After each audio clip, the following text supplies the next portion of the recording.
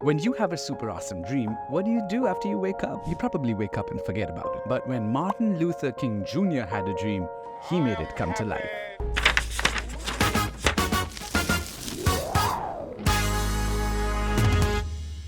Hello and welcome. Today is August 28th, the day Martin Luther King Jr. gave his famous "I Have a Dream" speech. But did you know that this iconic speech wasn't actually just one single speech? And Martin Luther King Jr. wasn't just about activism. He was a big music enthusiast too. Get ready to hear all about the speech, his music interests, and how stage fright actually haunted him. And make sure to shower this video with love by liking and sharing it.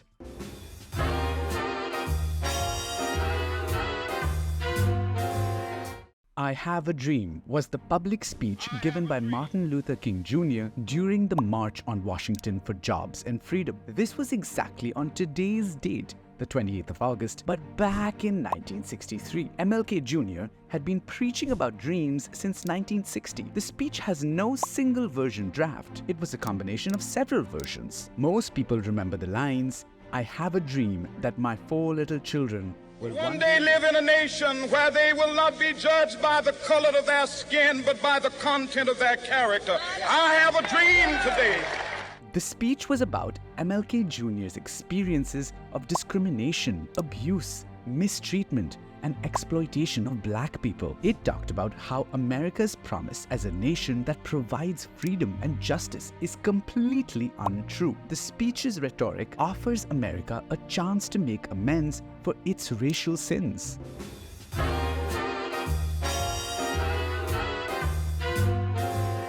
Martin Luther King Jr. wasn't just about serious speeches and marches. He had a rocking side too. He was a total music enthusiast. When he wasn't busy changing the world, he was grooving to some soulful tunes. Imagine MLK Jr. all dressed up in his snazzy suits, taking a break from his hard work. He'd kick back and let the music move him. Gospel, jazz, classic, he dug it all. But his heart had a special spot for gospel music that lifted his spirits and fueled his fire. The gospel music diva Mahalia Jackson was one of his favorite vocalists. King would play her songs when he needed a boost of motivation and let her voice just energize him. For King, music was more than just a personal interest. He saw it as a potential to unite people. It was a hidden weapon. Songs like "We Shall Overcome" served as anthems of courage, hope, and transformation, rather than just being songs. Even though King was fighting some heavy battles, he knew that music could lift the weight off his shoulders and keep him going. It was his way of finding a moment of peace and connecting with his inner rhythm. In the process, he spread that musical magic to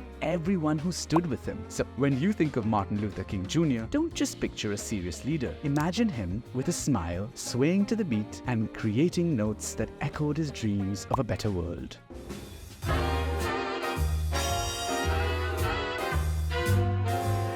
Martin Luther King Jr. was an amazing speaker. We already know that because of his iconic speech, but he used to get really nervous before talking in front of a big crowd. His heart would race, his hands would feel sweaty, but here's the cool part. King didn't let his fear stop him. He knew that if he wanted to make a difference, he had to face his fear. So he practiced, and he practiced a lot. He rehearsed his speeches over and over while reminding himself that he is doing this on behalf of all black people. He is doing it for his future kids, their future kids, and the world's future. He also strongly preached and practiced the philosophy of nonviolence. Even when all of America hated him, he believed that his haters were also his brothers and sisters. He embraced the idea of conquering fear with love, and he believed that hate ultimately stems from fear. That's deep. And it really pulls me in a philosophical zone. The idea that hate actually comes from fear is wildly cathartic.